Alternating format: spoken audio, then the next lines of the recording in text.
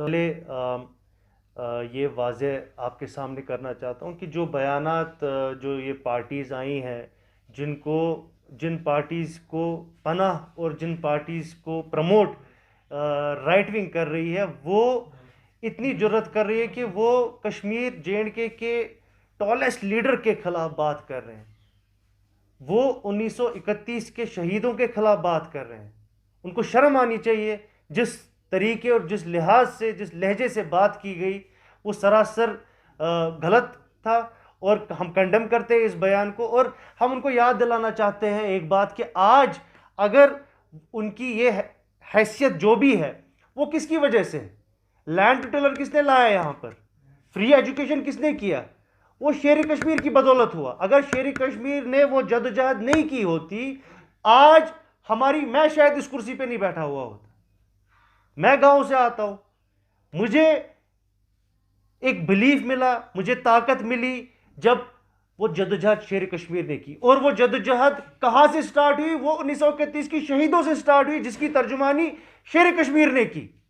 और आप आज इतने रोगरदान हो गए हैं कि आप अपने मफाद के लिए, अपनी सियासी रोटी जमाने के लिए टॉलेस्ट लीडर शेर कश्मीर के बारे में ऐसी नाज़ेब बातें करते हैं। आपको शर्म आनी चाहिए। आपको अपॉलॉजी, एक पब्लिक अपॉलॉजी इशू करनी चाहिए। जिस तरीके की जबान, जिस तरीके के बयान आपने 1931 शहीदों के बारे में बोला है, शेर कश्मीर के बारे में बोला है, आपको वापस लेना चाहिए और आपको पूरे जे की अवाम से माफी मांगनी चाहिए। आप करोड़ों के मालिक बन गए हैं। कैसे बन गए आप मालिक? ये हुकूक कैसे मिले आपको? आज आप मिनिस्टर थे, आज आप कुछ पहले अच्छे ओहदे पर भी थे, आज आपके पास करोड़ों की प्रॉपर्टी है। कैसे मिला ये आपको? अगर यहां पर शेर कश्मीर ने जद्दोजहद नहीं की होती, आप शायद आज कहीं किसी घर में आप कुछ और कर रहे होते। तो आपको ये समझना चाहिए कि सियासी बयान और अपने आकाओं को खुश करने के लिए आपको उस लीडर पे क्वेश्चन नहीं करना चाहिए जिसको सिर्फ जे में नहीं और सिर्फ हिंदुस्तान में नहीं, हु इज रिकॉग्नाइज्ड ग्लोबली, पूरे वर्ल्ड में जिसका एक नाम है, जिसकी एक पहचान है, और आप उसके बारे में नाज़ेब बातें कर रहे हैं। तो मेरी आज ये प्रेस कॉन्फ्रेंस बुलाने का ही बस यही एक मुद्दा, मकसद है कि उनको एक पहले समझाना कि आप अपनी इन जो है जिस तरीके से आप बयाना दे रहे हैं, इससे आप परहेज करें। और बिलखसूस जो शेर कश्मीर और 1931 के मार्टर्स के खिलाफ जो आपने बातें की हैं, उस पर आपको एक पब्लिक अपॉलॉजी करनी पड़ेगी। इसकी अगर बात करें, उन्होंने कहा कि अब जो है इमोशनल सियासत जो है जम्मू कश्मीर वैली के अंदर खत्म हो चुकी है। कश्मीर की आवाम जो है ऑलरेडी समझ चुकी है और इनकी सियासत का जो चैप्टर है वो ऑलरेडी क्लोज हो चुका है। Now they are trying to emotionally कह सकते हैं कि लोगों के साथ वो सियासी बयान रखते हैं, जिसकी वजह से लोग जो है इनकी और ये डाइवर्ट इंटेंशन चाहते हैं। बट ओवरऑल अगर देखा जाए, इनका जो ग्राउंड है या सियासी मकाम है वो ऑलरेडी ओवर हो चुका है।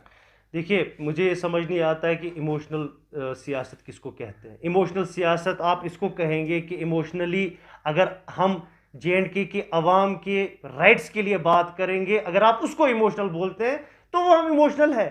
अगर हम ये बात करेंगे कि जो 2019 में 5 अगस्त को जो जे को इलीगली और अनकॉन्स्टिट्यूशनली छीना गया, उसकी हम वापस चाहते हैं कि हमको वो वापस मिलना चाहिए, तो फिर वो इमोशनल है। अगर ये चाहते हैं कि हम इस पे बात ना करें, हम कश्मीर के और जम्मू के आवाम के हकूक जो उनसे छीने गए, इलीगली और अनकॉन्स्टिट्यूशनली छीने गए, अगर हम उस पर बात ना करें, तो अगर ये कहते हैं कि ये इमोशनल है, तो बिल्कुल मुझे एक्सेप्ट है, ये इमोशनल बयानात है।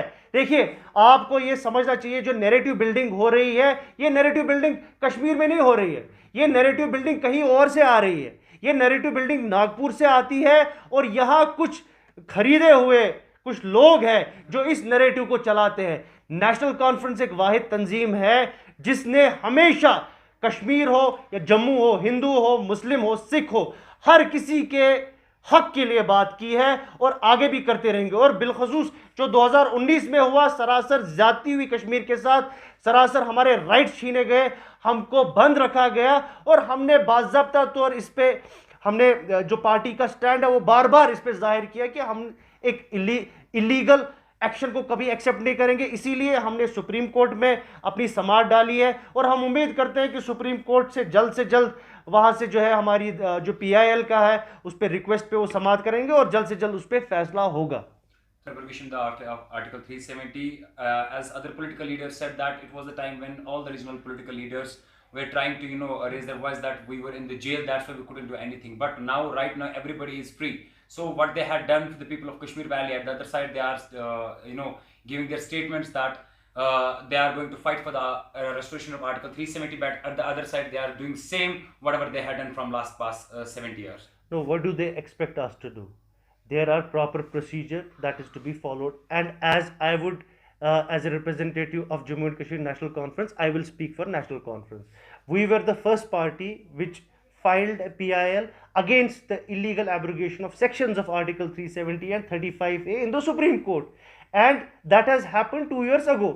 Now, like you and me, the world has had a different phenomena right now because of COVID-19. There has not been any kind of hearing. So you and like any other Kashmiri or for that matter resident from Jammu, we are all awaiting that when will Supreme Court take a final call, and we are awaiting their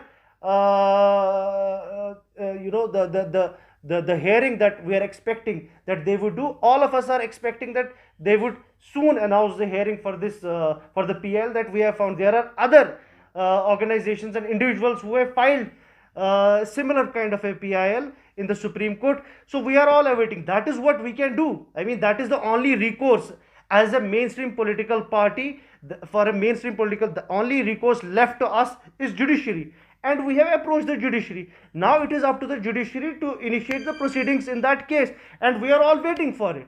And let me tell you one thing, our case which has been filed by two MPs, Mohammad Akbar Lone Saab and Hasnain Masoodi Saab, it is a very solid, very watertight case, and I am pretty sure the arguments that has been presented by us representing the whole of Jammu and Kashmir, they are very solid, and I am hopeful that the judiciary will give a verdict in our favor. Sir, one last question from our side, that if the particularly if you talk about the state, if it will not be restored, will JKNC is going to take part in the elections?